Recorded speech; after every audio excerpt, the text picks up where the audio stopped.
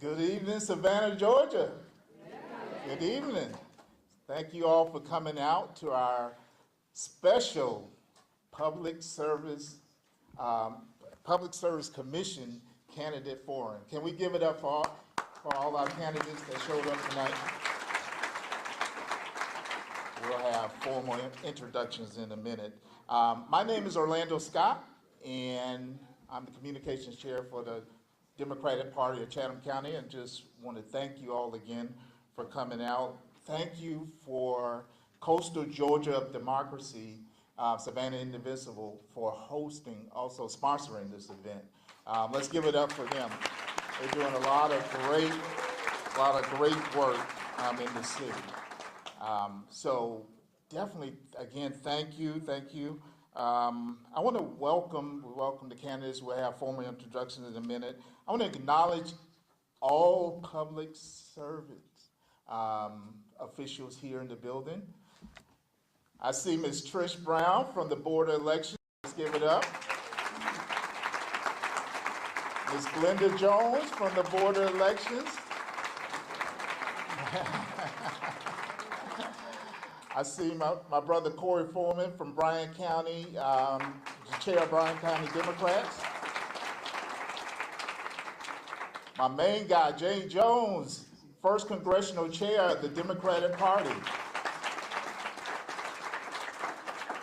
I see our Democratic nominee last year that ran against Buddy Carter and gave him a great scare, Ms. Patty Hewitt. So good to see Patty. And Michael Carpenter from the city of Pooler, councilman. Good to see you. Did I miss anybody? I see Jaquan from Oliver from Young Democrats at Chatham County. Good to see you. Wow, we have a lot of important people here tonight. So thank you for coming. We have the candidates here. I do want to acknowledge the one candidate, Daniel Blackman, that was taken off the ballot this week. But Daniel's a stand-up guy. Yes. He's a stand-up guy, and he wants to honor all his commitments leading up until the primary election day. So I just want to honor Daniel for being here tonight. He's in the back there. Thank you. So we're here because there is a very important election. There's a very important election that's happening next week. The PSC, Public Service Commission election. This is, very few governmental agencies in Georgia have as much impact on everyday hardworking consumer lives than this entity here. There are 5 elected commissioners in the state of Georgia who regulate investor-owned telecommunications, electric, and natural gas services operating in Georgia. They are to ensure customers receive safe, reliable, and reasonable price service from these entities that operate here. One of the big concerns we have with this is safety, how we utilize fossil fuels and the impact that it has on our environment, the impact that it has on our health. Also, the big thing in the price increases that you've seen recently. Georgia Power, and I hate to target them, but Georgia Power has raised rates 6 times since late 2022. At the same time, reporting record-breaking profits, including $2.5 billion with a B in 2024. Something's wrong with that. So our goal here tonight is to make sure you're informed. You hear from the candidates that showed up. All candidates were invited. All candidates were invited. You see who showed up. Remember that when you go to the polls. So this forum here tonight is to make sure that we inform you, you hear from the platform, from the candidates, and you make a sound decision from there. So, again, thank you for coming out. And now I'm going to transition to tonight's moderator, who's going to introduce the candidates, and let you know how the form is going to run.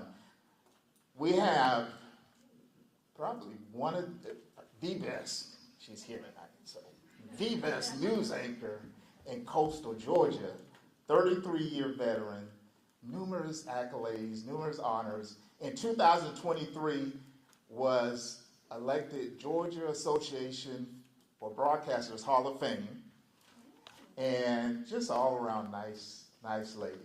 I want to introduce to some and present to others WSAV news anchor, Ms. Tina Tyus Shaw. Let's give it up.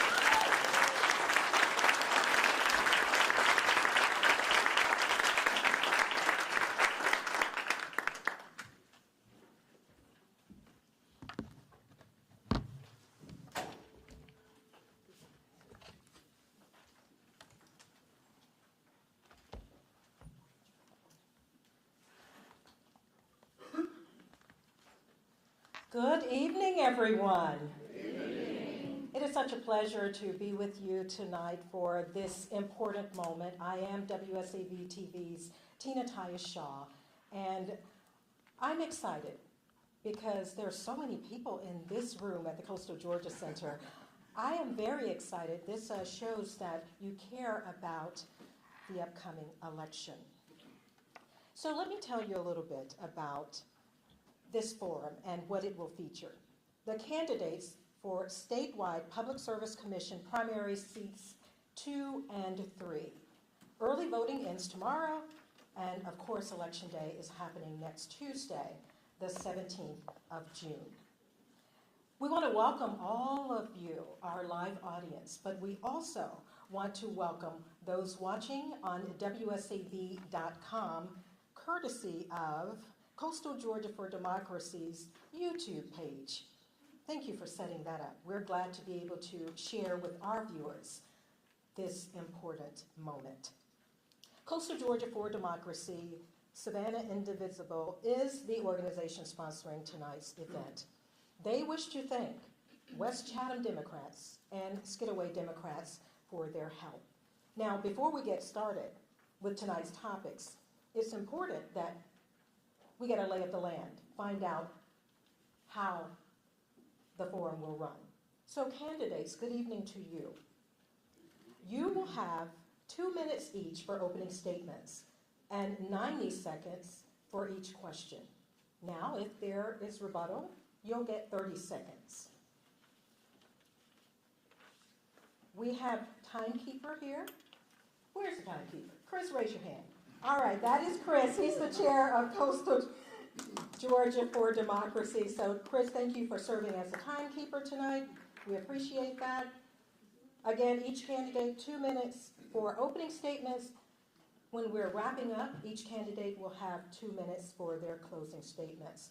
It is time to get underway, and we will begin right now with our opening statements. Dr. Alicia Johnson, we begin with you. You have 2 minutes. Good afternoon, everyone. I'm so excited to be here with you this afternoon. My name is Dr. Alicia Johnson. I'm a native Savannian, and I am 52 years old, and for 52 years I've been a Georgia Power customer.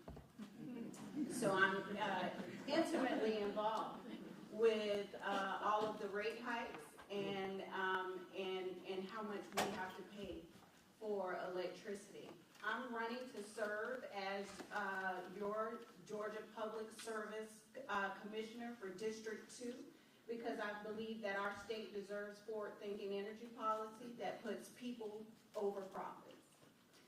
We need leadership that prioritizes affordability, reliability, and sustainability, while ensuring that our Public Service Commission, who's elected to represent you, actually serves its purpose. And so I want to make certain that the utilities serve us, that the people in our community in Chatham County and entire District 2 have access to affordable and reliable energy, you have influence over the utilities that are called to serve you, and that you have the opportunity to choose your energy future. Thank you.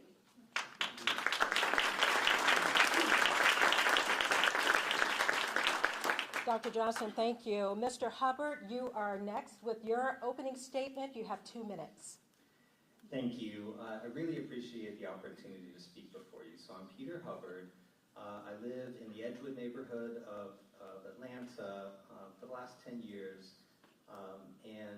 My background is I went to the University of Memphis and studied physics and mathematics, and then I went to Johns Hopkins and studied economics. And for the last 15 years, I've been in the energy industry working to put together basically electric utility plans for what to build and what to retire around the country. I've looked at really every aspect of energy markets and what we could be doing better. And what I discovered is, much like my colleagues here, is that when I started to look more closely what Georgia Power Company was doing, in particular with the integrated resource plan, I saw there's a lot of opportunity for improvement. That's an understatement. So I decided to get active, and in 2019 went down to the Public Service Commission and enrolled as an expert witness intervener and put forward my plan for what I would do better. And I've done that in the last 4 integrated resource plans, including coming up with an alternative IRP that I've published. So, what I bring is this expertise, this background of what we could be doing better, and how much better we could be doing both in terms of transitioning to a cleaner energy future that's lower cost, that puts downward pressure on bills instead of this upward pressure. And so I just bring that enthusiasm, and that's really why I got in this race, is because I've been doing this in front of the Public Service Commission that's been falling on deaf ears. So I'm entering this race to be the change that I want to see on the commission. Thank you so much. Before we proceed, will you all check your phones just to make sure they're muted? Listen, I checked mine a few seconds ago, okay?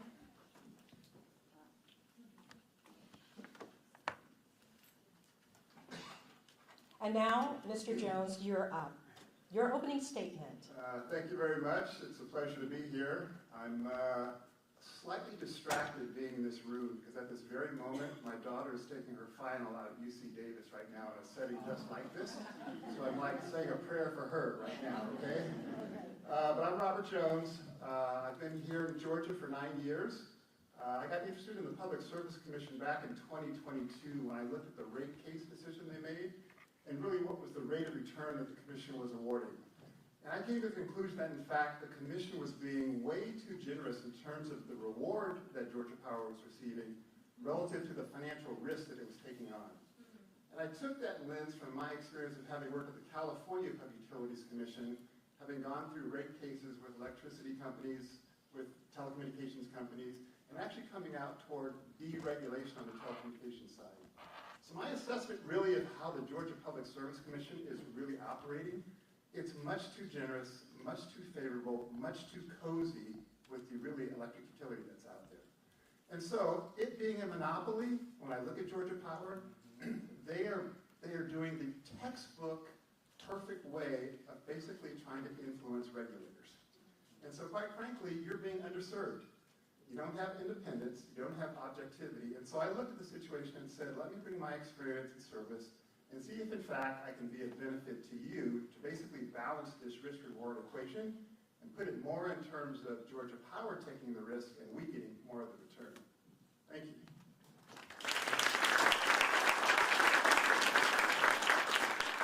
We do have a lot to get to tonight, so we will go ahead and dive in, starting with the most important issues facing voters. And this question is for all of the candidates. Mr. Hubbard, we will begin with you and your answer. The question is, how do you plan to limit price increases for power bills? That's a very good question. I have to be realistic and say that there's some things that are hard to reverse. You can't unring the bell of Vogtle Units 3 and 4. So that's locked in to a certain extent. But there's a lot of things that we can do. The rate increase or the freeze that was just promulgated. That really is it's not a great solution. It's locking in what happened, the rate increases over the last 3 years. So one of the things that I can do to bring down rates is to push back on that rate increase.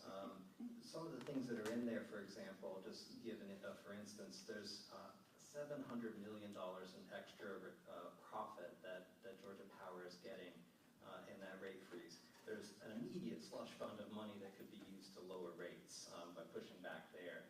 But there's also things that we can do to, in particular for low and moderate income customers. The challenge is that there's a certain amount of your bill that is fixed, and then there's the amount that you consume, and the company's been putting a lot of that bill towards the part that you don't control, that base demand charge. So we can restructure things and make it more fair. There's some of those actions we can do right from the start. Dr. Johnson, you're up.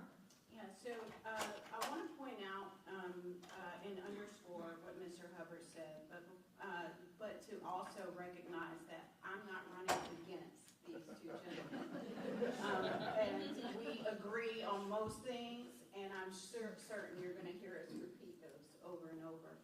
But I do think that one of the reasons that Georgia Power has been allowed to run rampant is because they lack the scrutiny that's been required from the Public Service Commission. So one of the things that we've all agreed on is that we need not only meaningful rate freezes beyond the current 3 years, but we need to curb their profit margins. Who in this room gets an 11% return on any investment that you have? None of us do. And so what does that look like? That not only taking that slush fund, but demanding that there's some community benefit agreements where they take some of that profit and reinvest back into the community so that we can realize and accelerate our growth and rate back to some renewable energy sources. Relieve some of the energy burden in rural communities like microgridding and requiring battery storage. I think that Georgia Power should be taking some of that 11% that they've made off of our backs and all of the hard work that you put in when you pay your bill, and that they should be reinvesting it back into the community. Thank you very much. I don't like having to cut you off, but we're going to stick to our 90 seconds. I know sometimes we'll let you trail just a little, okay? Is that fair? All right, candidates. And now, Mr. Jones. I just want to say I really want to be running with this person here on the ticket when we go into November. To set expectations, your bill is not going to come down, okay? Already your bill's going to go up by $13 a month for probably 2 years beginning next January, just because of the Hurricane Helene recovery charges associated with that. So we would like to tell you that, in fact, we're going to bring your bill down. I'm trying to keep your bill where it is. And that means protecting you from the cost of all the investments going into the data centers, not having those fall back on you. That means really trying to look at the fact that your consumption of electricity is not going up. You're all using about 1,000 kilowatt hours a month. Sadly, you've been paying more for using less. And that's one of the issues the Commission needs to acknowledge, and they need to basically prevent that. So I'm trying to hold your bill flat and make sure that, in fact, the risk stays on the utility, stays on the data centers, stays on the industry, and we don't become the financial backstop in the way we've been treated before over the last 4 or 5 years for Georgia Power's profits. Thank you. We are moving on now to question number 2. Most voters are unaware of how the PSC affects their lives. What will you do to educate voters impacted by the PSC's decisions and ensure that the public has opportunities to participate in the regulatory process? Dr. Johnson, we will begin with you. And again, candidates, 90 seconds. I very much believe that the decisions our Public Service Commission is making should be public, digestible, and heard across the state. So one of the things that I will be pushing for is not only utility report cards, digestible IRPs. I will also be requiring that some of our meetings get moved to places like this so that you can come and speak to the utilities that are there to serve you. Our Georgia's infrastructure lacks transportation and childcare, and seniors are one of our fastest growing populations, are isolated, and often need us to come to them versus going all the way up to Atlanta in the State House. Thank you. And Mr. Jones, where do you stand in 90 seconds? So for the last 9 weeks, I've been trying to get people to vote for me, and actually been more teaching them about really what regulation is about, what the Public Service Commission does, how important it is to their lives. I've actually been shocked at the lack of outrage people have had around their electricity bills. Given how much they've gone up, they're much higher than inflation. So part of this campaign has been largely education. Okay? In terms of making it more accessible to you, I proposed to the commission 2 years ago that you can watch the commission on YouTube videos. I proposed to them, you know what? You can basically take that YouTube video and create an unofficial transcript, and it's much easier to search on that transcript and then look at the video. Great idea, Robert. Well, get me elected and we'll actually put that in place. And so very little simple things we can do to improve the transparency, improve the access. If you wanted to make a statement to the commission in 3 minutes, you'd have to come to Atlanta and drive for 4 hours for your 3 minutes. Why can't we use video broadcasting? There's some very simple technology to basically get the public more engaged in this process here. And so I think a lot of it is they really don't want you engaged, okay? It works better if in fact you don't get outraged about it. So we want to change that. Thank you. Mr. Hubbard, where do you stand? So in the course of running this election, I too have discovered that it has been the challenge of a lifetime, but also incredibly fulfilling to get out there and speak to people about what the Public Service Commission does and how important it is. This is something I live, eat, and breathe, and so I like talking to people about this. And it's been a challenge in doing these integrated resource plans and trying to distill down this complex information in 2 or 3 minute nuggets like I did a couple of weeks ago before the Public Service Commission. It's a real challenge, but I think it's important getting the information out there. I really like coming to forums like this. I know one of the other commissioners, Tim Eccles, he's out there supplementing his income with $40,000 or $50,000 in travel budget, mostly to build his Rolodex. I want to get out into the public so that I can speak to people and educate them about what the PSC does, and also invite them in to the Public Service Commission. We went through a pandemic. We know how to use Zoom. We can bring people in that way as well. Thank you, and we are moving on now to question 3. Most voters are unaware of how the PSC affects their lives. What will you do to educate voters impacted by the PSC's decisions and ensure the public has opportunities to participate in the regulatory process? And Mr. Jones, did we just answer that question? I do answer. Okay, well, no, don't answer that question. So I was looking at it and I'm saying to myself, okay, I think we did that, but guess what? I love to check myself, and thank you for checking me. So we're going to move on. We're actually on question 4. So here we go. Mr. Jones, you're going to be up first. The increasing energy demand for data centers is driving the need for expanded infrastructure. So how will you ensure that the growth is managed responsibly and that the costs are not disproportionately borne by residential customers? Yeah, great question. In terms of the incentives that the state put in place, the incentives are working. The data centers are here. And basically, first, the data centers are going to be managed by the counties and the municipalities in terms of the zoning, the positioning of it. My sense is most of the data center manufacturers want to be good neighbors and want to work with the counties and find a way to make that happen.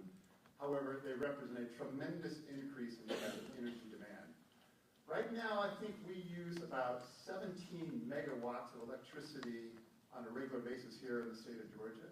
Over the next 5 years, we're going to add another 9 megawatts. And so essentially how the state has evolved up to this point, we're going to go up by 50% in 5 years, a massive amount. The whole role of the commission is to make sure the costs are basically borne by those who are responsible for the cost. And so the commission needs to go through and scrutinize the finances, the operations, excruciating detail to make sure those data center costs are borne by the data center. Sadly enough, the commission has walked away from its responsibility to evaluate the ratepayer, to evaluate the financials of the utilities for 3 years.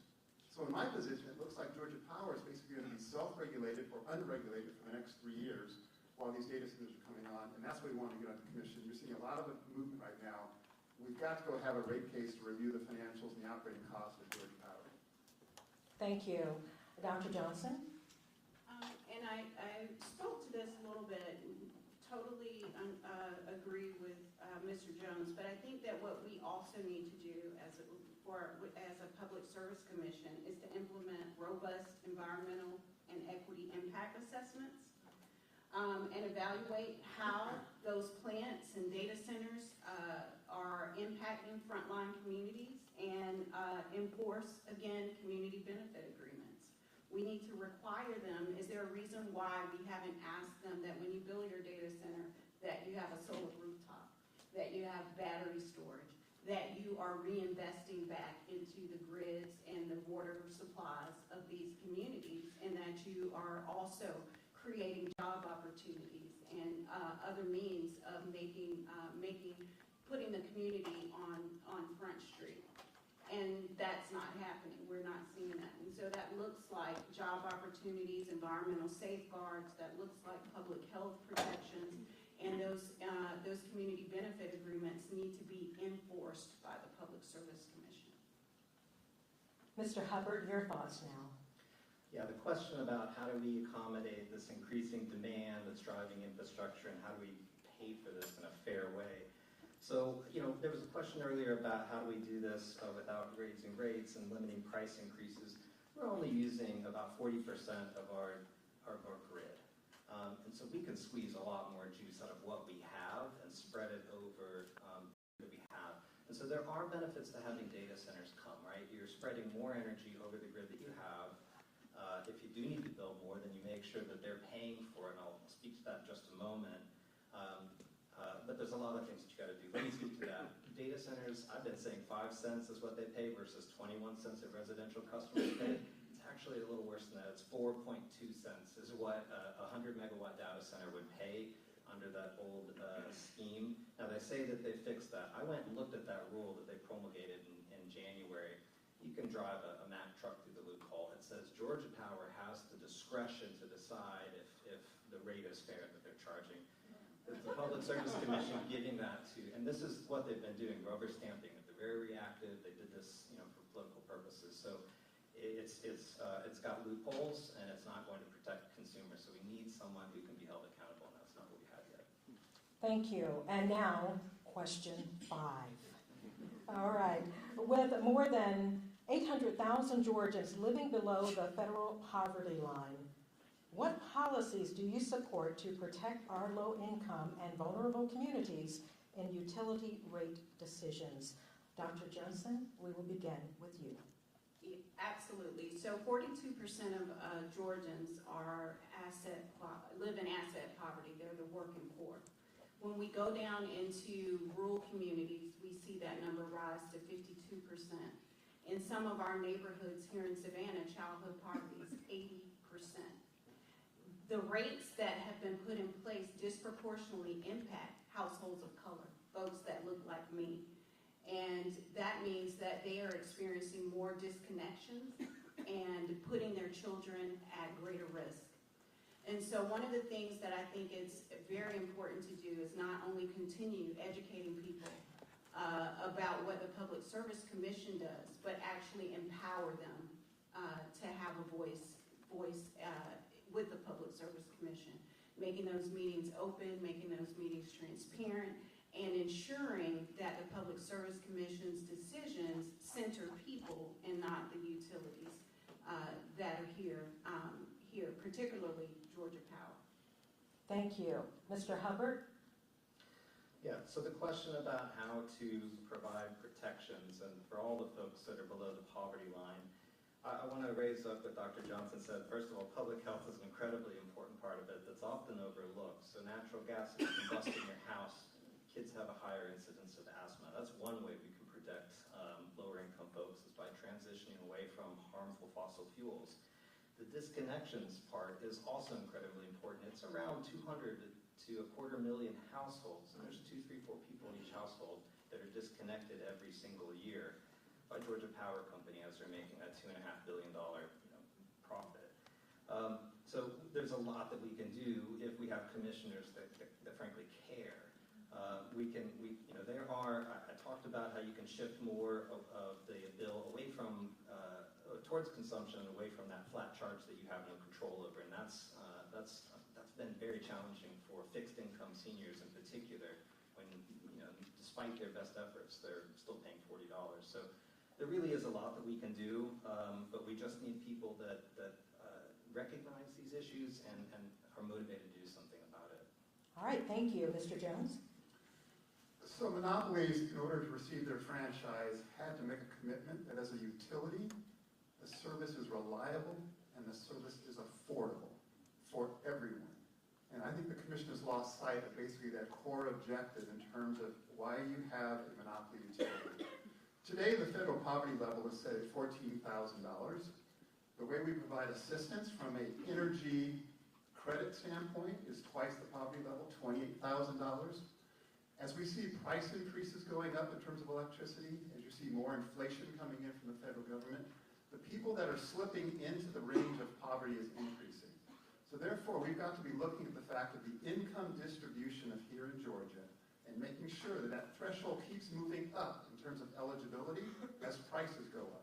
So in fact, we're not leaving people behind. That has to be a core determinant first in basically how we design prices, how we set tariffs, how we determine profits, to make sure everybody is still receiving affordable utility service. That's a core function of receiving your monopoly. Thank you. I also want to add to... It's fine. Dr. Johnson, go ahead. I'll give you that opportunity. Sure, absolutely. One of the things that I've talked to one of the gentlemen about coming in is not only the piece of education, but the upgrades and energy efficiency to older homes. I also think it's important that we have a lot of public housing in Georgia, and that public housing needs to be upgraded, and attention should be given to those working families who are often left out of the conversation. So I think also, as we have those discussions, we should be including folks who live in public housing, folks who live in older homes like our seniors, our schools, and particularly in high-need areas where often those neighborhoods get discounted. Thank you very much. Any other rebuttal at this time? Anyone else? Okay, so we've had 5 questions, and now, audience, it's your turn. All right, we are going to turn the floor to our audience, and I know you have questions for these candidates. So if you do have a question, we'd like for you to raise your hand. We have some runners. They will come and bring the mic to you, and you can ask your questions. Candidates, I want to remind you also, 90 seconds that you answer the question. And let's begin with the lady in the black hair. She's raised her hand. Hi. Hi. There's a mic. Hi, I'm Erin. I'm also with Coastal. Thank you so much for all being here. I just wanted to ask, how will you ensure that the PSC holds Georgia Power accountable for potential budget mismanagement? Mr. Hubbard, would you like to dive in on this question first? Right. So holding the Public Service Commission accountable. It's what I've been trying to do for the last 6 years, going down there, and it's tough. They don't listen to reason, but I truly do think that shining more sunshine on this situation. A lot of, in my experience, what happens is there's a sort of a public proceeding, but then there's a secret stipulation that's done behind closed doors, and there just isn't accountability for that as well. So I truly think that shining more sunshine into that procedure is what I've been trying to do by publishing more of this information and sort of making it available for anyone to come in and verify. And I think that's important, is if you're going to make a claim, back it up with the data and the evidence. And so I'm challenging them on that front. I think that's one way to hold them accountable. Certainly the amount of money that's flowing in from Georgia Power Company's lawyers, their affiliates, ex-officials, the money is egregious and it has to go. So there's a lot of ways we can hold them accountable, but I think one of the ways to do that is to get on the commission and start exposing some of the bad and corrupt practices All right, Mr. Jones, what are your thoughts? So I do not think Georgia Power is going over budget. I can tell you, as a monopoly, because they don't face competition, monopolies have a way of cost creeping into their business. They're like ants in the wintertime.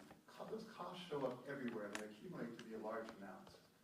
I can tell you when I worked for the telecommunications company when they were a monopoly, it almost seemed around November we needed to paint the central offices. Because quite frankly, we had a budget that we had to hit. So you're not going over the budget. The question is the budget too high? And so when you don't face competition, you don't really have that cultural aspect of trying to be as cost efficient as possible ingrained in your business. That's the role of the commission. The commission is supposed to be putting pressure on Georgia Power in terms of, are you cost efficient? Show me how you're getting improvement. How would you perform in a truly competitive environment? And so with my role on the Public Service Commission, I would bring that scrutiny. I would be going over everything as if it were my own money, of trying to find as much savings as I can, because those savings would translate back to you. And Dr. Johnson. So I agree with both of my colleagues here that we need to do a better job of oversight and transparency. We need to stop allowing them to have unchecked rate hikes. And we need to ensure that there's greater transparency in the process and that you understand what that process is. Not just looking, at their budget, right? As Mr. Jones has said, but how are those cost overruns being fed back to us and pushing back on them? And they're unnecessary projects, like the ones we're currently paying for today. Thank you. Let's have another question. Let's try this side of the room, in the front here. I'm sorry. Go ahead. We'll get to you, okay? I mean, you were fast. Yes, I got yes. a quick draw. Okay. I'm Kevin Ione. I'm with Unitarian Universalist Church of Savannah Green Team, and my question for each of you is, number one, if you were sitting on the Public Service Commission right now, would you vote for the proposed integrated resource plan as it is? And if not, what would you like to see, or 2 or 3 key things that you would like to see in an integrated resource plan? Okay, Mr. Jones, let's start with you.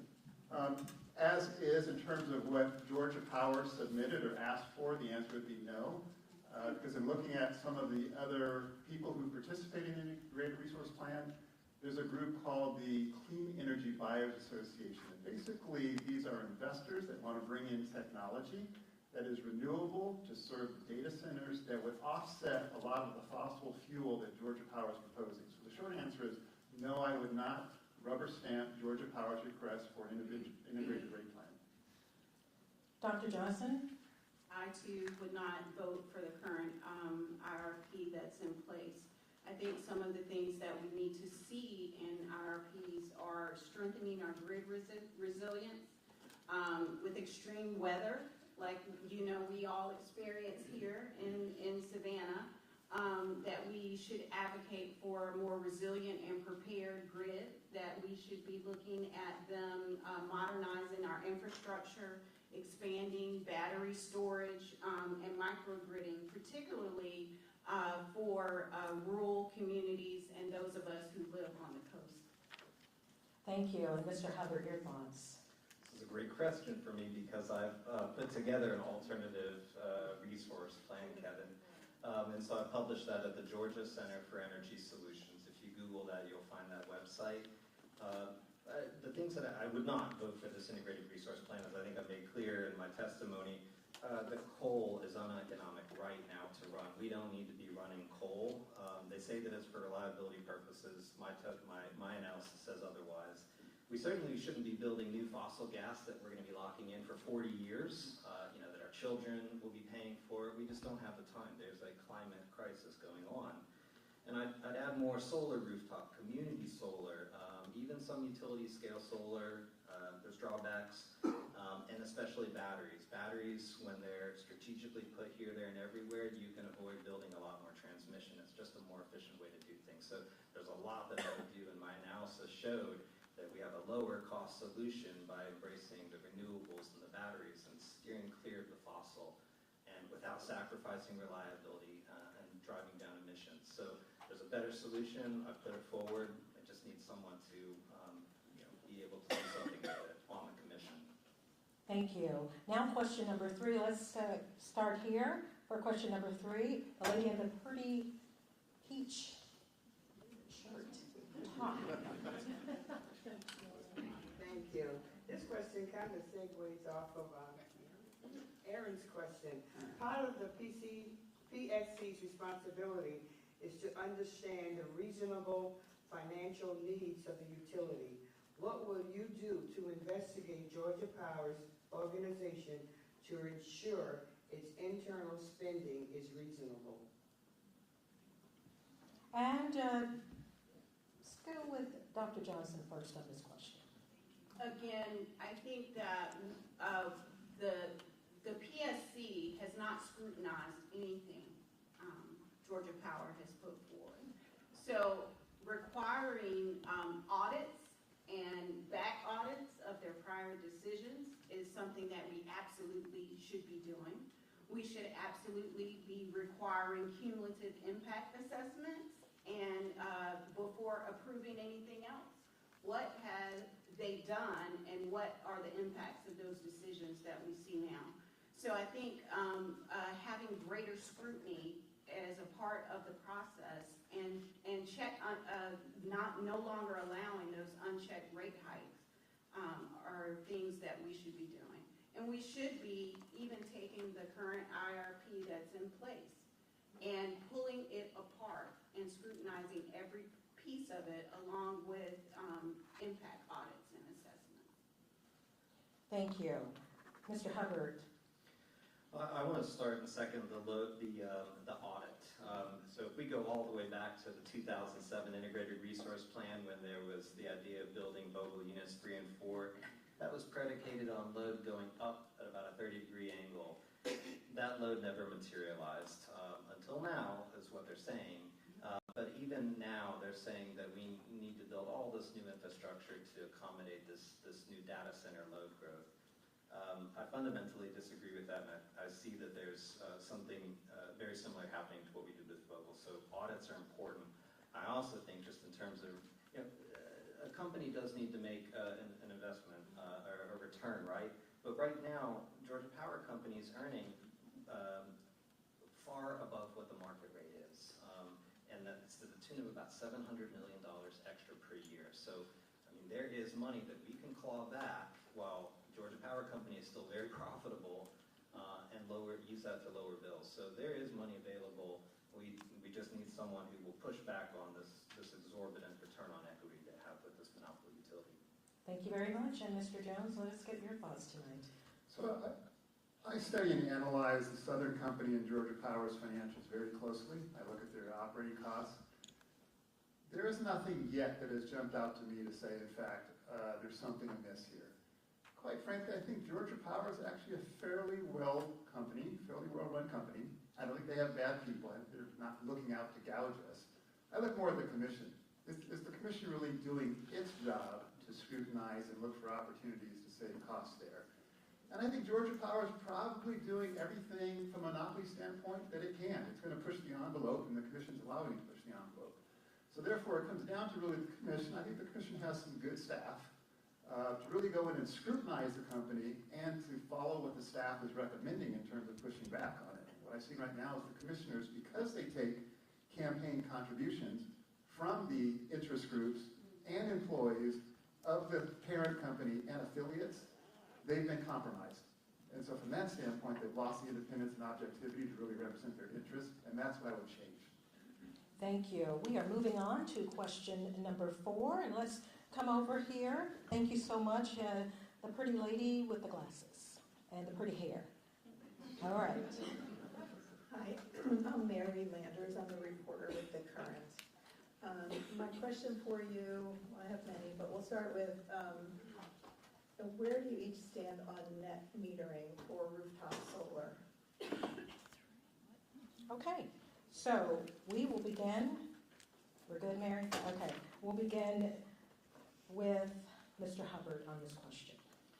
So net metering is an industry term for when you have rooftop solar or a battery, you can push that back onto the grid and receive fair compensation for it. And I mentioned that you're paying about 21 cents a kilowatt hour if you're a Georgia Power Company customer in the summertime. But when you push back any solar from your rooftop or battery back onto the grid, you're only earning about, say, 8 or 9 cents a kilowatt hour. So there's a big disparity there. And the reason, the fact that it takes a longer time to earn a return on that rooftop solar means that we just don't have, about 5,000 or 6,000 rooftops here in Georgia versus 70,000 or 80,000 in North Carolina and Florida. So I'm all for net metering. And the challenge, people will always bring up California and they'll talk about the challenges there. As you add more solar, rooftop solar, there are some costs that come along with it, but they're relatively minor, and you have to have a whole lot more solar than we have right now before you start to see those impacts. So yes, we should be getting fair compensation for the energy we produce and put back onto the grid. Ag is the biggest product here in Georgia. We should be able to farm the sun as well from our own rooftop. Thank you. Mr. Jones, your thoughts?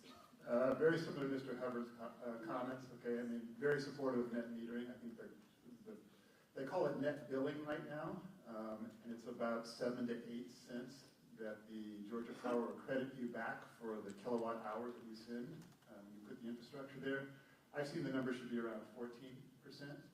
You have to understand, if we all put rooftop solar and batteries and we started selling electricity back to Georgia Power and they had to really pay for it, their business model looks entirely different. And so therefore, I've seen this kind of big move from the industry standpoint, starting in California, moved to Arizona, they came to Georgia, and said, in fact, if you go ahead and allow this to happen, those who can't afford to put the investments there, the cost will be prohibitive for them. So therefore, we as good corporate citizens need to not let this move forward there. And the commission bought it, okay? So basically, they were putting a solution in place before there was a problem. Thank you. Dr. Johnson, where do you stand on this question? Same as my colleagues here, I support net metering and solar rooftops. A great example of that occurring in a community is at Boston Medical Center, where they just solared the rooftop of the hospital and the buildings. And guess what? They're relieving energy burden at about 30% for underserved communities. They're giving their credits to the underserved community. They call it a power prescription. And so there's plenty of opportunity for us to be doing the same kinds of things on our buildings, at our homes, at our hospitals, at our schools. And, we currently have Hyundai, 5%, I think, they're giving for their solar parking lot. Why couldn't they do their whole roof in solar? Thank you. All right, we will move on to our next question. And if you can, come to the lady here in the black, is that navy you're wearing? Navy. Okay, the navy shirt. Thank you. My issue is more like on a personal level with Georgia Power. They have literally been charging me since January of this year. When I talk about accountability, there is none. I do live in District 1. I do live in an older home. They have been charging me $486.50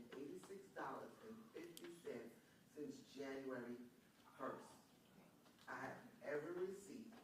When you call them, speaking about accountability, when you call them and you ask someone to please come out, because there's no way, if I live alone in an older home that's only downstairs that I'm using, and I work every day, why is my bill $500 a month? When I first moved in my grandparents' house, my bill might have been $160 to $260 on the higher, like December, the summer months. They have no accountability. I've even asked to speak to a supervisor to please have someone come out, recheck my house. Maybe it's connected, lines are connected to someone else's. There's no way I should be paying, and I have proof of $486.50 every single month. And with the accountability, there was none. They said, no, since COVID, you don't come out. And what is your question? I mean, this is powerful information you're giving so that these candidates will know. What do you do in that aspect? Where do you go from there when there's no one to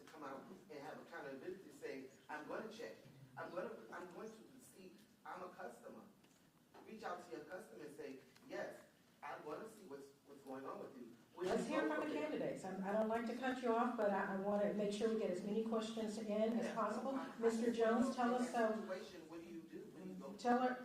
share with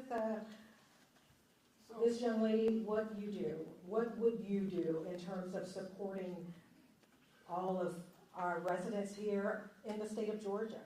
So as a commissioner, and if you come to me with this situation, I hope you will, I'm the commissioner, would be to ask Georgia Power, okay, so you've got a big efficiency program where you're trying to get homeowners to use less energy. You have a homeowner who's come out and asked you to come basically help supervise them. What's been the response? Okay, that would be the first part. The second would be to actually look at your bill and say, what's the kilowatt hours of consumption that you're doing? And does it make sense relative to the house you're living in? And is there something going on in terms of leakage? So all of it from an analytical standpoint are practical first steps that should be pursued there. Thank you. Mr. Hubbard? Well, I think this is a role of a public service commissioner, and you should be reaching out to, I believe it's Commissioner McDonald in District 1, if I'm not mistaken. And this is something that Commissioner McDonald can get on the horn and talk to Georgia Power Company at any point and say what's going on, or his staff can do that. But there is likely some kind of issue with weatherization, leakage along those lines. And so, and I know there are places that will do kind of an energy audit for you, and sometimes they even do that for free, and that's one place that I would look.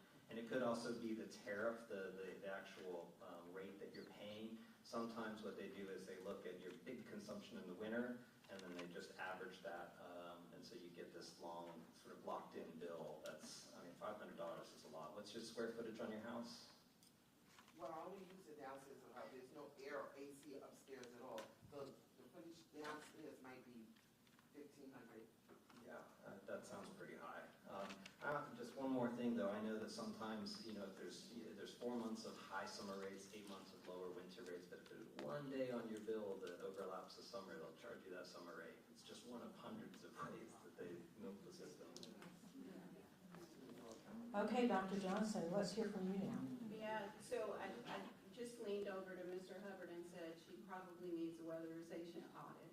You probably need to look at your heat pump, see if there's opportunity for retrofit, how you're closing off that upstairs, whether or not you're using, LED lights or lights that are more efficient. So I think what you should do really is get an audit done of your home, right? And there are companies, and there's actually, what county do you live in? Chatham. You live in Chatham County, so you're actually in District 2, which is my district. And there are some companies here and folks who actually do that work. And so I would recommend that you connect with them. I'll get their contact. All right. Gotcha. Thank you, candidates, and thank you for your question as well. Let's move on to our next question. We have a gentleman here in the back with a pinstripe shirt. Is that pinstripe seersucker? I will say it's a very nice shirt. My name is John Girardi from Savannah, and I have some questions, or a question about nuclear power. Vogtle 3 and 4 are supposed to go online. I guess one is online now and the other is going to go online shortly. Will that help reduce the cost of electricity for everyone? And does it also satisfy the expansion that you're talking about? Mr. Hubbard, let's begin with you answering this question. So it's Vogtle units 3 and 4 that are now online. We have 4 units plus 2 units of Plant Hatch. We have 6 nuclear units here in the state. They are very expensive to build, but cheap to dispatch. And so there's a good benefit of having, when units 3 and 4 came online, what that did, I was just telling a gentleman this, it pushed out a lot of the coal and the natural gas that's much more expensive. You have to pay for the fuel. And so the the nuclear coming online was very beneficial in terms of pushing that out. So there's some benefit to it. The problem is that they promised us it would cost $14 billion for those 2 units, and it ended up being north of $35 billion. So there wasn't, and frankly, those cost overruns, they earned that rate of that return on equity. They earned that profit on their cost overruns, and that's just egregious as well. It doesn't necessarily meet the requirements of load growth. I mean, it's helpful. Mr. Jones mentioned Clean Energy Buyers Association. They want carbon-free energy, and that's what Vogtle provides. So there's good and bad to it. I would be very reluctant to advocate for more expansion unless there's very strict cost controls. I don't want to see those cost overruns happen again and us get saddled with those bills. Thank you. Dr. Johnson, let's hear from you now.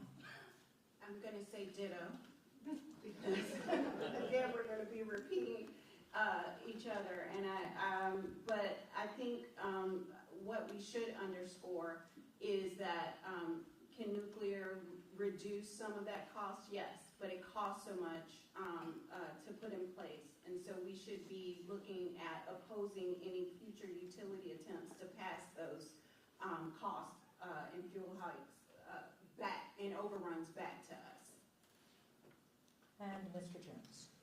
So Vogtle 3 and 4, the cost of those scared off other utilities from building nuclear power plants. There are pilots going on now at the Tennessee Valley Authority for small-scale nuclear. The price range are around $1 billion. Part of the issue is of the $7.6 billion that's in the rate base from Vogtle 3 and 4, we collectively paid about $4 billion of that. It was kind of taken out of our bills at a rate of about $5 to $6 a month over many years. And you didn't get upset about it. But basically, we were burdened with the financial risk of Vogtle while the return was going to Georgia Power. That's one of the issues why I'm saying, you know what, the commission is not balancing risk with reward. Now, as we go forward, pay close attention about the data centers. My former company, Microsoft, wants to go ahead now and restart 3 Mile Island. Amazon is looking at basically buying a utility to get access to its nuclear power plant. They want to do it right next door so they don't have transmission lines. We paid for Vogtle. So with me on the commission, I'm going to make sure we are first served with the nuclear energy coming out of Vogtle. And if anything left over, then you can go ahead and serve the data centers. Right now, they want to keep coal-fired plants open basically because of the demand from the data centers. We are not going to be burdened with the environmental harm to serve the data centers when we've basically been investing in clean energy, well, nuclear energy coming out of Vogtle there. That's my position. That's my platform. Thank you. Let's go ahead with another question. Who has a question? The gentleman raising his hand here from Bryan County, is that right? Yes, ma'am. Okay, I'm glad I got it right. First off, I want to, oh wow, I am too loud for a microphone. I want to thank all of you for first running for office and coming here to Savannah, because, you know, the Atlanta side gets the love, and down here on the coast, we're just here.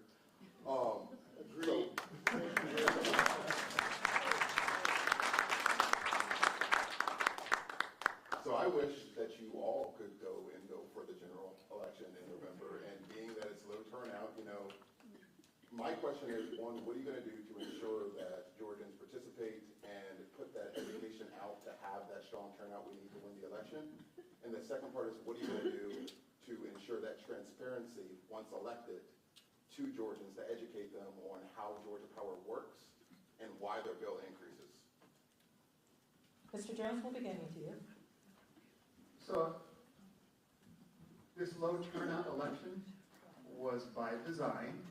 Okay, let's be clear. This election was supposed to be held last year, where you're going to have much higher turnout. This same District 3 race will be run next year again. So if we win, and when we win, and take office in January, I'll be sworn in, and I gotta go file to basically now start the primary again in February and March. Okay? So there's a reason why this is a low turnout. We're considering it kind of a way to build up for greater momentum going into next year from that standpoint. Increasing transparency, the commission doesn't really outline what its decisions are. It takes a vote.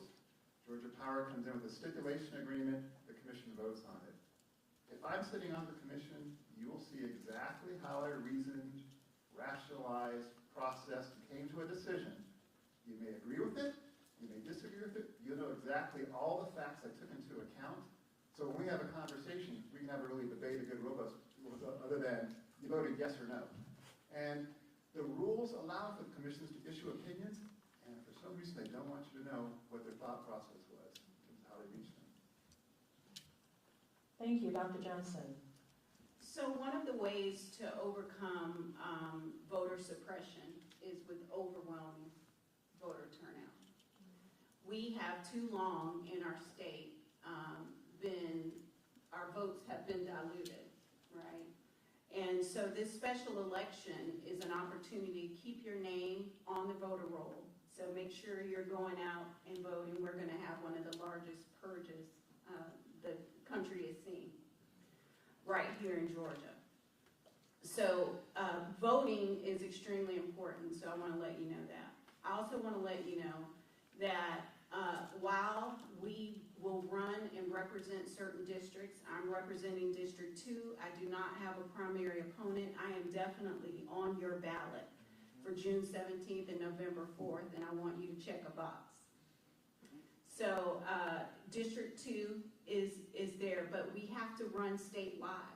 We don't run to represent just our district. We have to run statewide on this commission so every voter in Georgia gets a vote. And so you need to tell your family, your mama, your friends, your cousins, and them that they need to get out and vote. So as much education as possible and allowable is what I will continue to do. I've been a community advocate. Most of you know that that's where you've seen me, and I will continue that sitting on the PSC. Thank you, Dr. Johnson. Now, Mr. Hubbard. Corey, it's a great question. And you know, how do we get out the vote and make sure that we win? It's such a critical race, right? And truly all three of us should be up there on the commission. There's not just solar as a renewable energy resource, there's also the youth of Georgia, and I've been incredibly sort of moved by seeing all of the Emory students come out to the Integrated Resource Plan and say, this is our future that you're gambling with. And so I think that's a resource that we could tap into to get out the word. You know, meeting people where they are. I was a Peace Corps volunteer in Morocco, and I learned you have to figure out what the people need. You can't just come in and say, you know, the white savior thing, come in and say, this is what you need. You have to understand what people need. And I've truly, you know, tapping the sort of concern and even outrage over bills, that's a way to sort of motivate people as well. There's a lot of ways to kind of get out that education, that vote. Certainly, you know, coming to events like this is, I think, incredibly important. There's a lot to do, but it is systemic and it's hard to overcome these challenges. We're doing the best we can. All right, we are at question 9 now. And let's turn here. You with the stripes. Yes, ma'am. Okay. Thank you. What is your question? Yeah, thank you. I want to thank you, everybody. And I also, at the risk of being misinformed or sounding misinformed because I am misinformed, I'm hoping that somebody can explain what the role of the data centers are and how the money flows from who to where. And is there any role for the PSC in, like, Xfinity, which also seems to be a monopoly? So I am uninformed and appreciate this session. Well, thank you for your question. We're just going to say it's a toss-up. Who wants to answer first?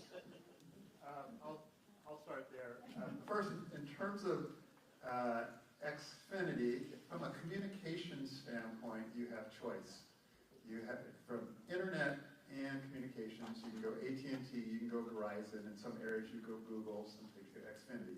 So because you have choice, you have a competitive market, and so the role, there's no monopoly there, and so you don't see the Public Service Commission trying to regulate that piece in and of itself. Okay? In terms of data centers, because of the electricity demand on those data centers, that does come under the purview of the Public Service Commission in terms of, and one of the things I'm exploring is the monopoly franchise of Georgia Power originally was you have an obligation to serve.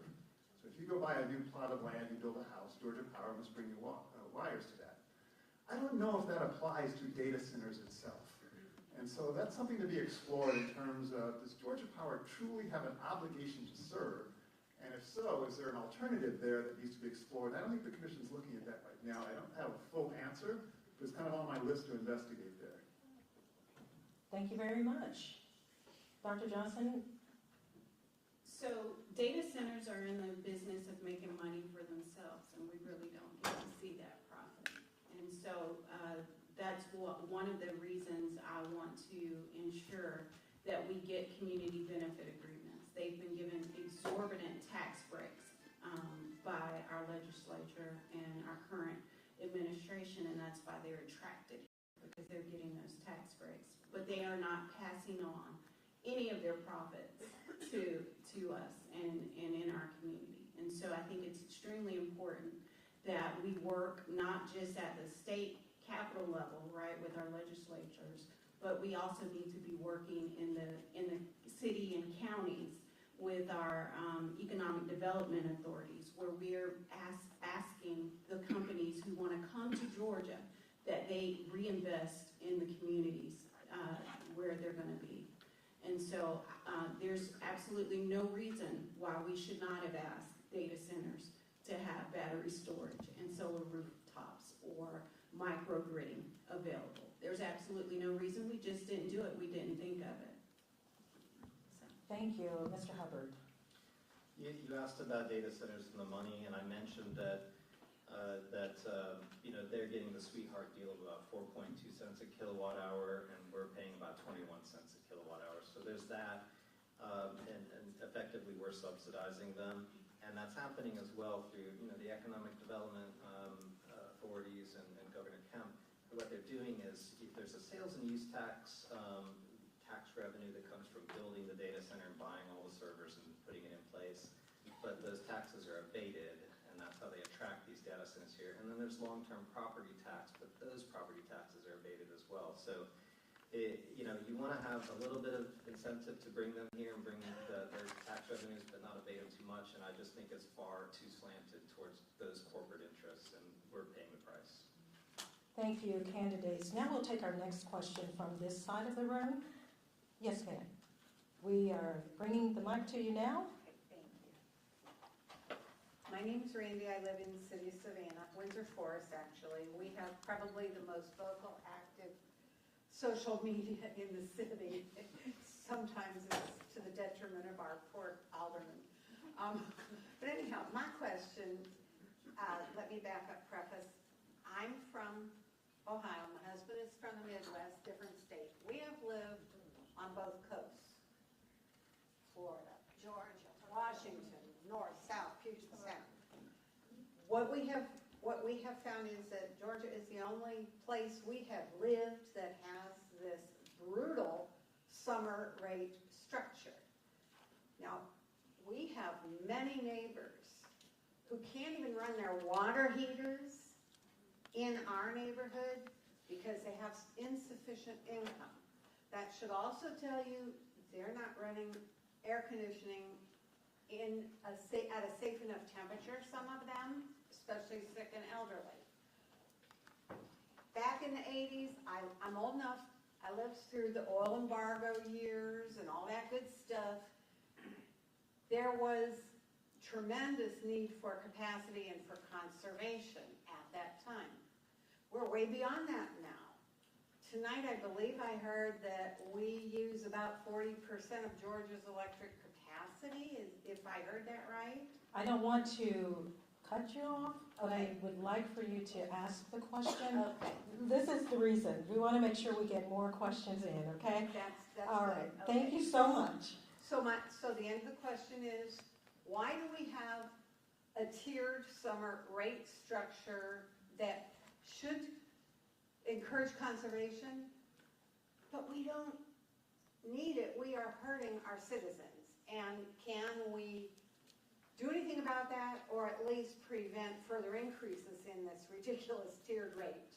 Thank you. Mr. Hubbard, can you tackle the question first? I'm happy to, and it's a really important question. And I want to highlight that we often talk about rates versus bills, and the Public Service Commission likes to say, well, we have low rates. But when you're living in a hot environment like Georgia, you consume a lot of energy, and so your bill is high. But we could, the way that they design an electric system, it's the physics of it. You have to instantaneously generate and consume it at the same time. It's expensive to store it. And so they build the grid to that peak hour in the summertime.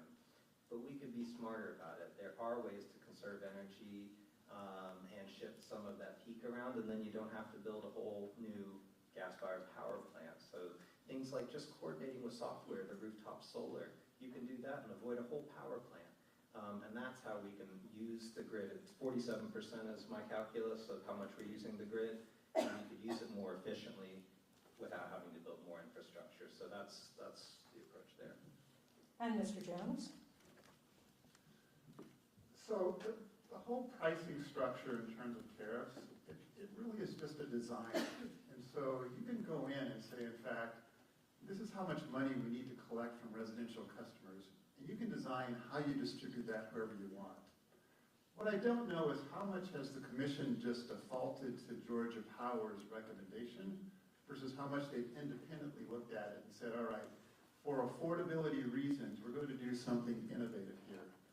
One of the things, a thought I have, and why I want to get on the commission, is looking at the fact that we're going to increase so much electricity generation in this state for data centers, where the beneficiaries of those data centers are not just going to be in Georgia, but they're going to be in Alabama, Louisiana, Kentucky, Mississippi, North Carolina, South Carolina. That should create an internal subsidy opportunity back to consumers as a result of basically having those resources here in our state. That's what I want to pursue and get on the commission and start having conversations about, versus what I feel is like the Georgia Power, the commission defaults to Georgia Power's positions. Thank you. Dr. Johnson? And they have given you a very structured and complicated answer. Here's what I'm going to ask for. I'm going to support the expansion of low-income energy assistance programs. I want them to take some of their profits back and invest them back and make sure that the opportunities for people to meet the requirements for those everyday people who are working, our seniors who are retired, who are on fixed incomes. There's absolutely no reason that those limits and opportunities that are currently available cannot be expanded. All right, thank you, candidates. We are moving on. We are going to have 3 more questions. So let's go to Mark? Yes. Yes, Mark.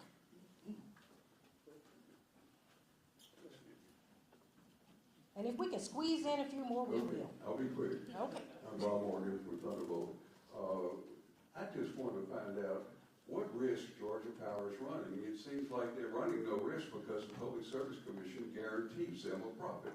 What is the risk? Dr. Johnson, would you like to begin with that question?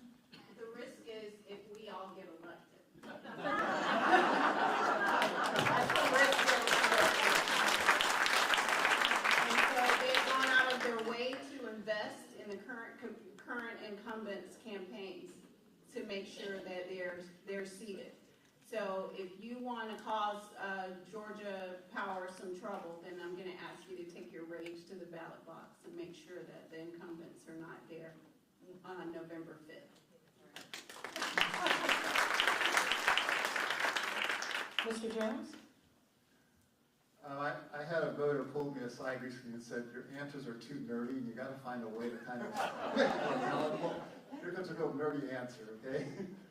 If you look at Vogtle and the $4 billion they collected from us, it's because Georgia Power would have had to go the equivalent of the subprime market for credit and had to pay a higher interest rate. It was easier to come to us as consumers and not even get a loan, just basically confiscate our funds. So you're right.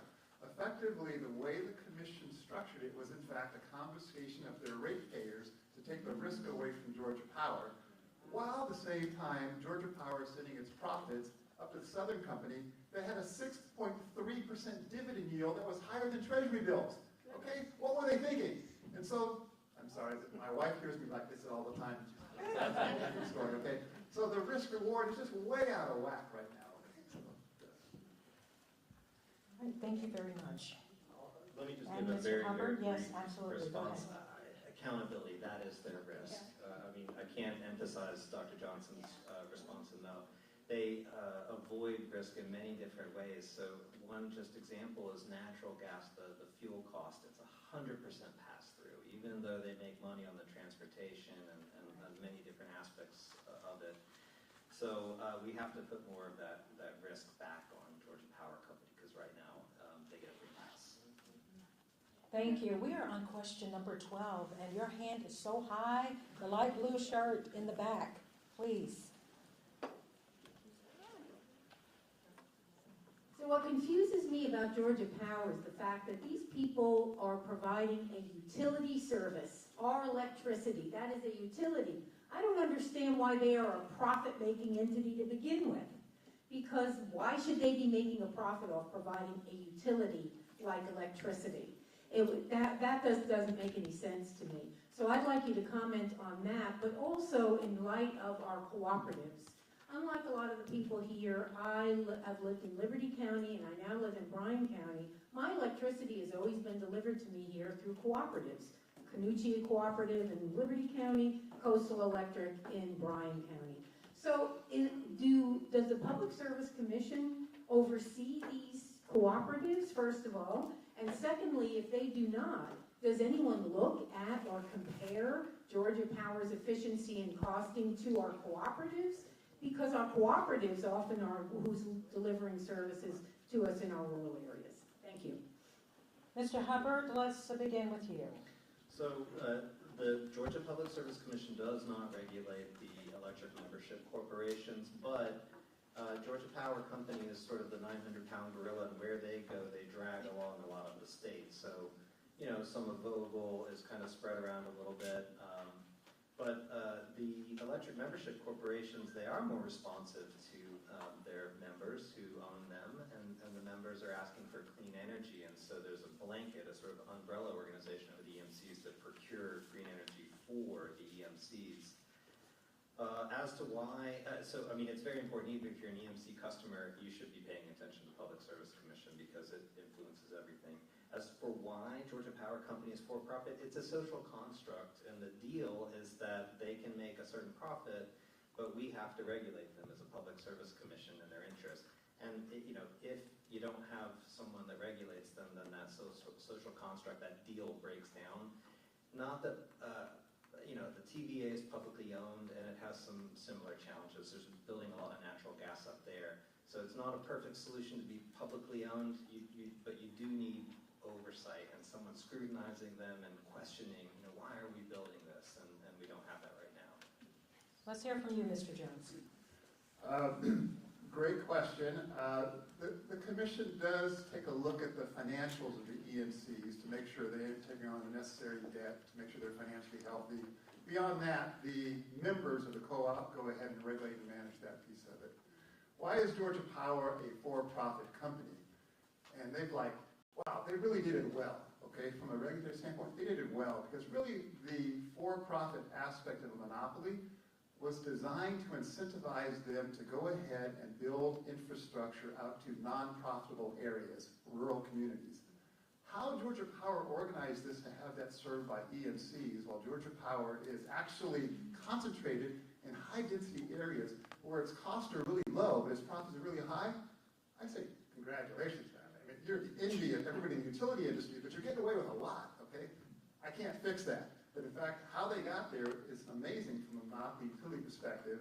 Now we have to just basically regulate to make sure that, in fact, they're earning the right return, understanding what their cost structure is, given the fact that they've got a cost advantage of high-density areas there. And I'm sorry my answer's gotten real wonky again. I'm going to work on that, okay? I've been trying for 8 weeks here. Thank you, Dr. Johnson. Oversight, oversight, oversight, oversight. We basically have Georgia Power, the Public Service Commission, just passing through everything they put before them. We've not regulated it. We've not dug our heels in, and this is your opportunity to make sure that you have a Public Service Commission that is going to make sure when they sit at the table that you're sitting at the table too, and that the complicated IRPs and all of the decisions that are being made are digestible so that you understand what's happening and that impact assessment is there, and that utility report card is available for everybody to see. All right, question 13. Trish Brown. This lady right here. Do I need a mic? Yes. Yes. We want to make sure everyone here will be able to hear you clearly. Thank you. You've mentioned coal-fired electricity, but I'm also concerned about our resources and environmental changes such as flooding and air quality. What are your plans for ending the coal-fired electricity generation, and is there an outline for what that timeline could look like? Okay, let's, well, Mr. Jones, you look like you want to just dive in, so go for it. So right now, plant own and plant share are scheduled to be phased out in 2027 and 2028. And right now, in the integrated rate plan, Georgia Power wants to extend those to 2030, 2031, largely because of the demands coming in from the data centers. So all of us want to watch the commission's decision coming out on July 15th around the integrated rate plan, because Georgia Power is asking to extend those coal-fired plants. I am on record asking the commission to not expand that schedule. Stay on it, close it, and transition to other energy sources. All right. But your voice will make a huge difference if we all went into the commission right now and said, hey, they made an agreement, hold them to the agreement, let's transition away from it. Pardon me, you paused, and so I jumped in. I apologize for that. I won't do that again. No, it's all good. It's all good. Mr. Hubbard? Yeah, that's right. So the coal, it was meant to be retired by the end of this decade, and now in this integrated resource plan, they're actually talking about extending it to as far as 2038. And they're doing that, so they're saying, hey, load growth is coming, data centers, we need this for reliability purposes. That is not true. My analysis has shown that that is not true. So the way that we can push that off the grid, I wanted to say one more thing. Literally, there's one coal plant in the entire nation that's still making money in Wyoming. Every other coal plant is losing money, and they should be retired. So the way to do that is to build more renewables, battery storage, and the things that can push it off the grid. And that's what we should be doing. Thank you. Dr. Johnson? Absolutely. We should be prioritizing the distributed energy solutions that we've all talked about here and accelerating the race to clean energy. Most people who look like me are breathing the dirtiest air and having the most energy burden, and something needs to be done about that. Thank you.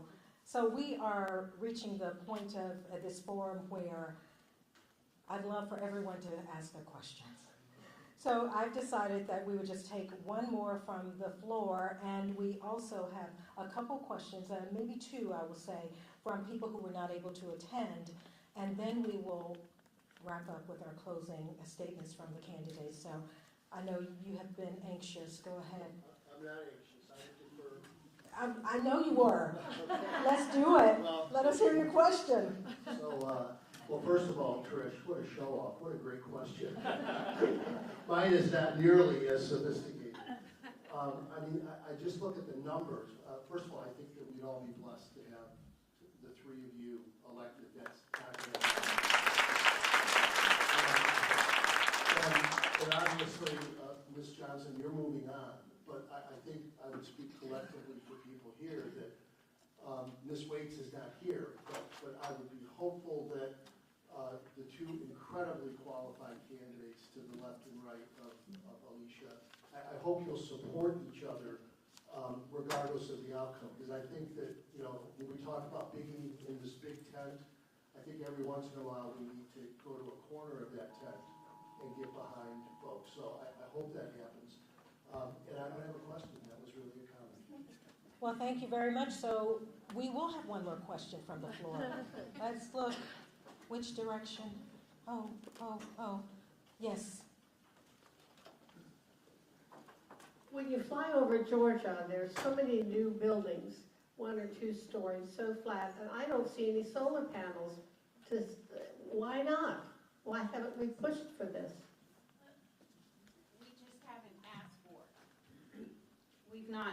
We just haven't asked for it. We haven't made a demand on our city councils, our economic development authorities, our legislators, our PSC, and we can do a better job of coordinating and making that a part of building in Georgia and accelerating that ask. Okay, Mr. Hubbard, what are your thoughts? 100%. Every time I fly into Georgia, I see all of those rooftops that are white, and they should be covered in solar panels. It gets back to Mary's question about the net metering. There isn't the proper remuneration for it, and they're getting, fairly low prices, these commercial industrial customers. So they just don't have the incentive to do it because they're getting relatively cheap energy from Georgia Power, whereas we're paying more. There are a couple of tariffs that are designed to bring co-located resources. That's the building, the solar on the rooftop, that sort of thing. But they're not really getting proper compensation for it. So that's why we're just not seeing as much as we should be. Thank you very much, and Mr. James. I believe if we had a different president right now, a lot of the incentives and infrastructure that was put in place, they would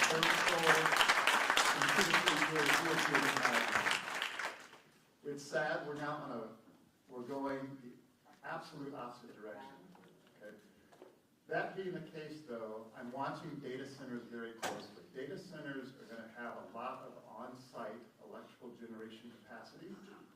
Also, they need to make a profit as well. And so I know from my time at Microsoft that they can actually sell some electricity back to somebody out into the marketplace that allows them to get their return. They're going to pursue that. That changes the whole world in terms of having competition for electricity out there. And we will see it in the next 5 to 7 years. There is competitive pressure coming to the electric industry right now. I don't think the Commission's ready for it. And I know Georgia Power is going to stick their heels in to try to protect their monopoly, because I would do the same thing if I were there. It's going to be an exciting time. All right, thank you very much for that. Now, I think I have time to ask one question, that is. This is from someone who was not able to make it. We have several questions, but we just don't have the time to fill. The question, candidates: how will the Georgia economy grow under your leadership? Mr. Jones, we'll stick with you. Utilities, communications, infrastructure, they're the lifeblood of the economy. We want to make sure we have a robust, resilient network. We're doing a great job of attracting business. When business comes, opportunities comes, jobs comes. Nobody's against all of that. We just want to make sure it's done financially responsible. And in fact, we're benefiting, because a lot of those benefits, the cost of them, we are enduring from an environmental standpoint, and we want to be compensated for it. We want to push much, much harder on environmental mitigation, a word you don't hear at the Commission right now. And so that's how we're going to have a robust economy and an environment that our children can enjoy, that we enjoy living here. Thank you. Dr. Johnson? I think the acceleration to clean energy is going to help build the Georgia economy. And so that means job opportunities, environmental safeguards, public health protections, support for community priorities. Just the prioritization of distributed energy solutions is going to help boost the economy. I can tell you right now, Georgia's economy isn't lacking, and it's growing. And what we need to make sure of is that every elected official, including those on the Public Service Commission, understands that your economy is attached to that, and that we live our socioeconomic reality every day. And so paying $500 more a year on power bills is not helping the Georgia economy. It's helping the Georgia Power shareholders. Mr. Hubbard? It's a wonderful question. There's a lot of different ways to sort of respond to it, but we're underinvested in renewable energies. And when we unlock that economic growth, and we have 7,000 or 8,000 people that work in the solar industry in Georgia, we could have triple that, quadruple that. That's one way to do it. By embracing more clean energy, right? 90% of what was built around the world was solar, wind, or batteries. There's a reason they're doing that, is because it's the cheap thing. So we build the cheap resources and we drive down energy costs, and businesses want to come here, people want to come here, and they have more money to spend. So certainly that affordable energy aspect will certainly help. And again, buyers want clean energy, so they will come to our state if we're offering clean energy. If we're building fossil, they won't come. So we've got to kind of meet people where they are, businesses where they are, and invite them here and give them what they're asking for, but not too much. Thank you. All right, candidates, we are in the final moments of tonight's forum, a chance for you to speak to the voters here live and also on YouTube and also on WSAV.com. So we will begin with Mr. Jones. You will have 2 minutes for your final remarks. Okay, so I'm a first-time candidate, so I've been getting coaching on how to campaign. And so first they've told me is make sure you remind them who you are. I'm Robert Jones. Ask for them to vote for you. Please vote for me, okay? You've heard my comments. I'm very passionate about this. What I'd like you to know is one of the reasons I got in this race is because of my children. I have 2. They're both in California. I reached out to my son and said, I think I'm going to run for the Georgia Public Service Commission. He said, Dad, what are you thinking? It's Georgia. Get on with your life. Don't waste your time. I talked to my daughter. I said, I'm going to run for the Georgia Public Service Commission. What is it and what do they do? Well, Georgia has 2 of the largest coal-fired plants remaining in the United States. And she said, Daddy, please do something. I got in the race. I did it because I care. I care for the people who can't vote in this election. For me to go to work for you, I need your vote for my daughter. And that's why I'm here tonight. Thank you.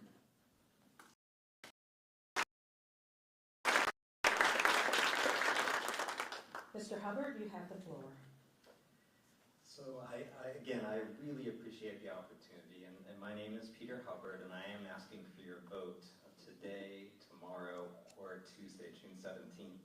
And the reason why I'm asking for your vote is because I've been doing this work for the last 6 years as a volunteer. It's pretty thankless. I sometimes get abuse from the commissioners, but it's important work and it needs to be done. And I have this expertise, this passion, and this is how I can kind of make, a difference in the world. Like Robert, I also have children. I have a 3-year-old and a 9-year-old, and I'm incredibly motivated to leave the world a better place for them. And I also just see, just really gets my goat when I see people in positions of power taking advantage of those who don't. And so we just need someone to push back on that, and that's what I hope to do. So thank you very much again, Peter Hubbard.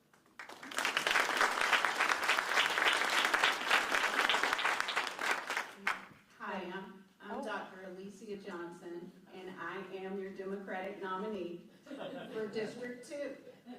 I am going to be on your ballot on today, tomorrow, and June 17th.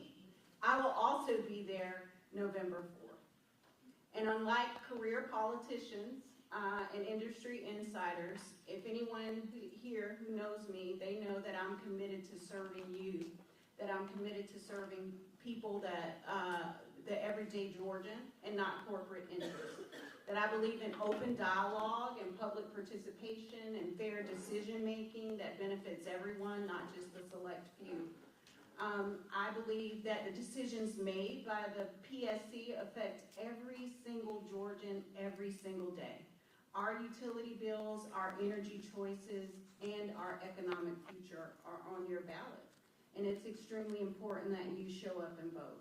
I'm voting and I'm running because I have a grandson that I want to grow up in a clean energy environment. I have a son, I have a daughter, I have parents who are aging in place and who have to decide between sometimes their utility bill and what they're gonna pay for a prescription.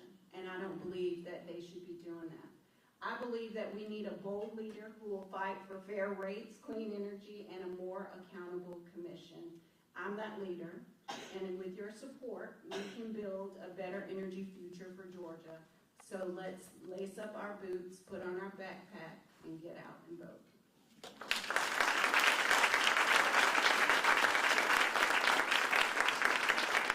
Before we leave tonight, we just want to make sure we give you this reminder. Early voting ends tomorrow, and Election Day is happening on Tuesday. That's June 17th. Want to thank all of our candidates, Dr. Alicia Johnson, Mr. Peter Hubbard, and also Mr. Robert Jones, for participating in tonight's forum. We appreciate you. Of course, Coastal Georgia for Democracy, Savannah Indivisible, for hosting these candidates tonight.